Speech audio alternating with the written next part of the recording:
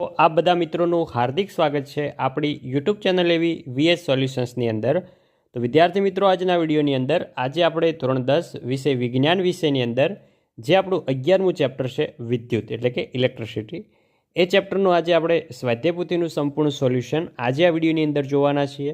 તો વિડીયોને તમારે છેલ્લે સુધી સ્કીપ કર્યા વગર પૂરેપૂરો જોવાનો છે અને જો તમે ચેનલ ઉપર નવા હોય તો ચેનલને અચૂકથી સબસ્ક્રાઈબ કરી દેવાનું છે. જોઈ શકો છો ખાલી જગ્યા પૂરો કે 1 એમ્પિયર બરાબર ખાલી જગ્યા માઇક્રો એમ્પિયર તો થશે 10⁶.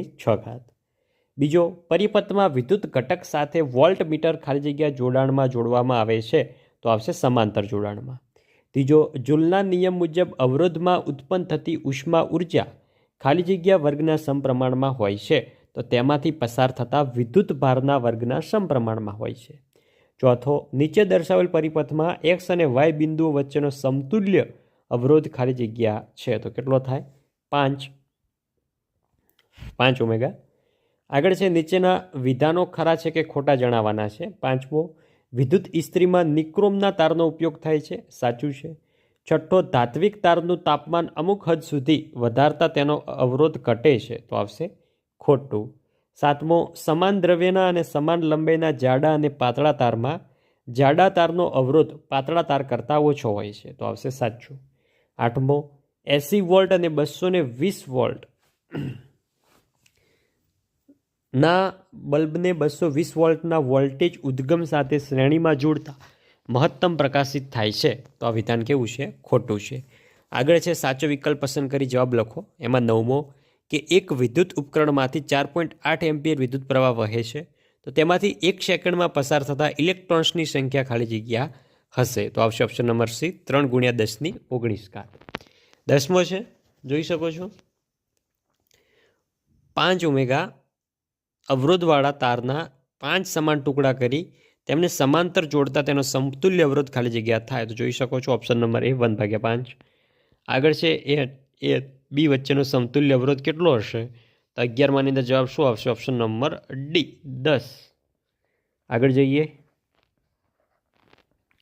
12મો છે, એ અને બી વચ્ચેનો સમતુલ્ય અવરોધ આપણે શોધવાનો છે તો એની અંદર શું જવાબ આવી જાય? એની અંદર જવાબ આવશે ઓપ્શન નંબર એ 4. 13મો, એક વાહક તારનો અવરોધ આર છે, તેને ખેંચી તેની લંબાઈ બમણી કરતાં તેના આડછેદનું ક્ષેત્રફળ અડધું થાય છે તો તારનો નવો અવરોધ કેટલો હશે તો કેટલો થાય? 4R, option number D. 14મો છે, 20 અવરોધ ધરાવતા તારને વાળીને વર્તુળ બનાવ્યું છે. આકૃતિમાં દર્શાવેલ એ અને બી બિંદુઓ વચ્ચેનો સમતુલ્ય અવરોધ કેટલો થાય તો કેટલો થશે મિત્રો?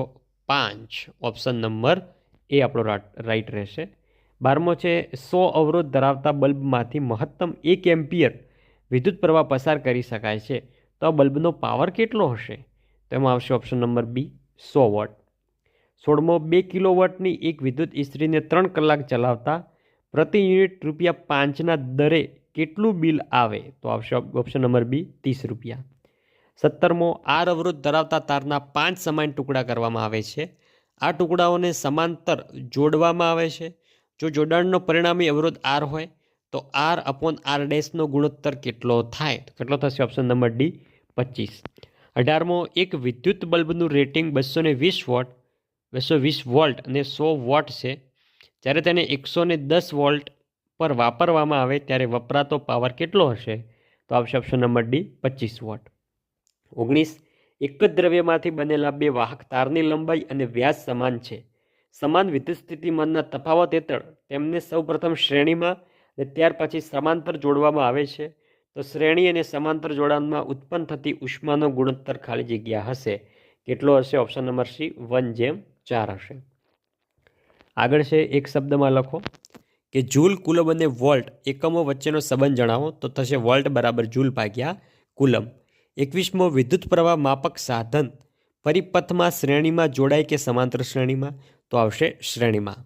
22મો, સમાન પરિણામોવાળા તાંબાના અને એલ્યુમિનિયમના તારના 2 છેડાઓ વચ્ચે સમાન વિદ્યુત સ્થિતિમાનનો તફાવત લાગુ પાડતા કયા તારમાંથી વધુ મૂલ્યનો વિદ્યુત પ્રવાહ પસાર થાય છે તો આવશે તાંબાના તારમાંથી. 23મો છે કે 100 યુનિટ વિદ્યુત ઉર્જા વપરાય ત્યારે કેટલા જૂલ વપરાય ગણાય તો આવશે 3.6 × 10⁸ જૂલ. 24મો છે, નીચેનામાંથી કયા બલ્બનો અવરોધ વધુ છે તો એની અંદર શું આવશે? 220 વોલ્ટેજ અને 100 વોટના બલ્બનો. 25મો છે કે ફિલામેન્ટવાળા વિદ્યુત બલ્બ શા માટે પાવર કાર્યક્ષમ નથી? તો ફિલામેન્ટમાં ઉત્પન્ન થતી ઉષ્મા વિદ્યુત બલ્બને જે વિદ્યુત પાવર લાગુ પાડવામાં આવે છે તેમાંથી મોટાભાગનો પાવર ઉષ્મા સ્વરૂપે વ્યય પામે છે. બહુ ઓછો પાવર પ્રકાશ ઉર્જા સ્વરૂપે મળે છે. તેથી ફિલામેન્ટવાળા વિદ્યુત બલ્બ પાવર કાર્યક્ષમ નથી. 26મો છે કે પ્રમાણભૂત અવરોધ બનાવવા કોન્સ્ટન્ટ અને મેગ્નેશિયમનો ઉપયોગ શા માટે થાય છે?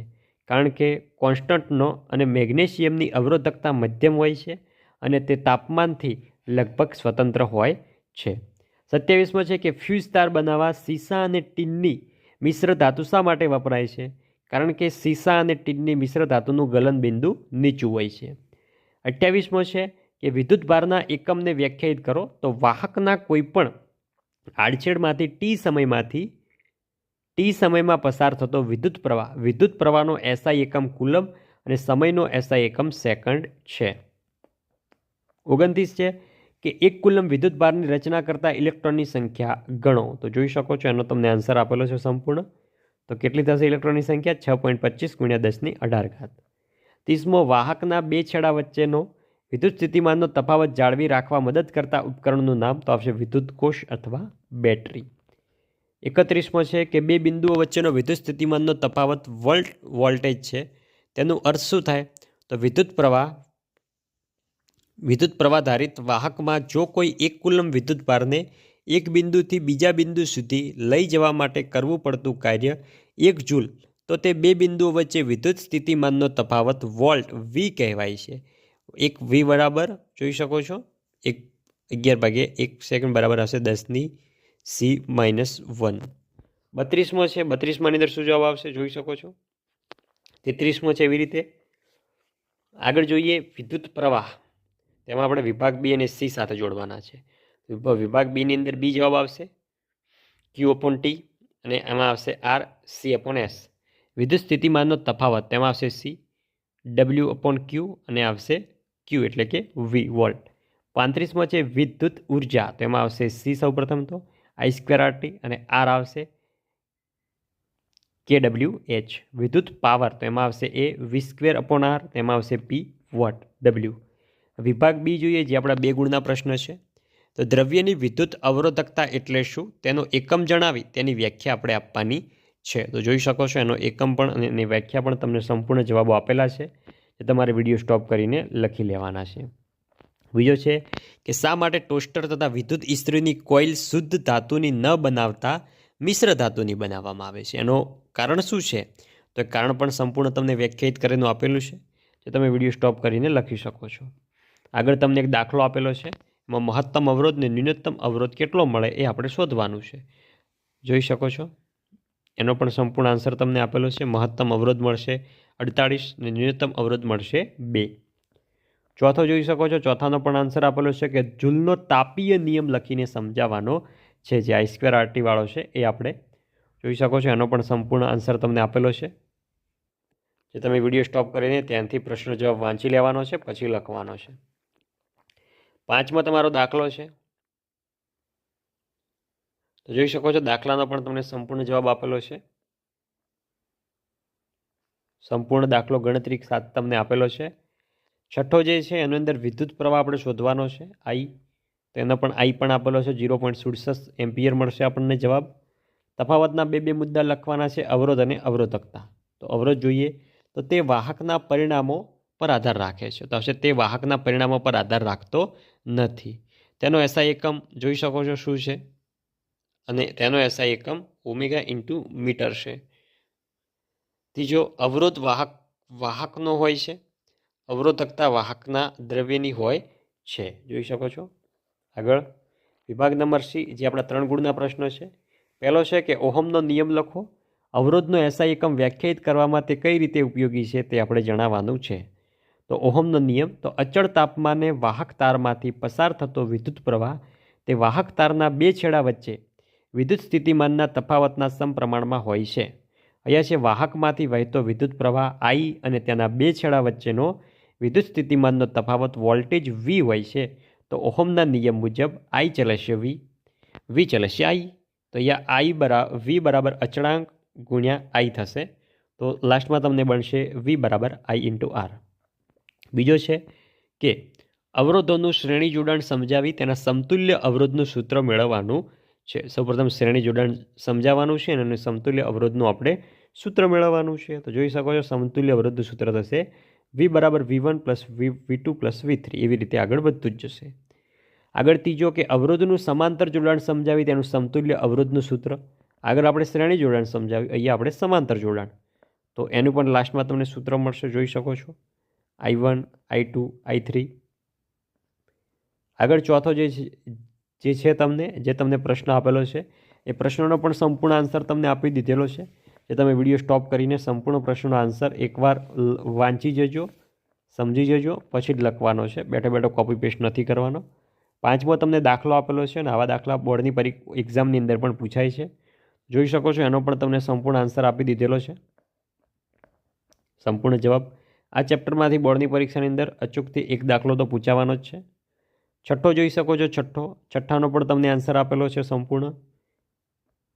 સંપૂર્ણ દાખલો ગણતરી સાથે આપેલો છે. સાતમો જોઈએ, સાતમો પણ તમને સંપૂર્ણ ગણતરી સાથે આપેલો છે જવાબ, જે તમે વિડીયો સ્ટોપ કરીને લખી શકો છો. આઠમો જોઈએ, આઠમાની અંદર પણ તમને સંપૂર્ણ જવાબ આપેલો છે.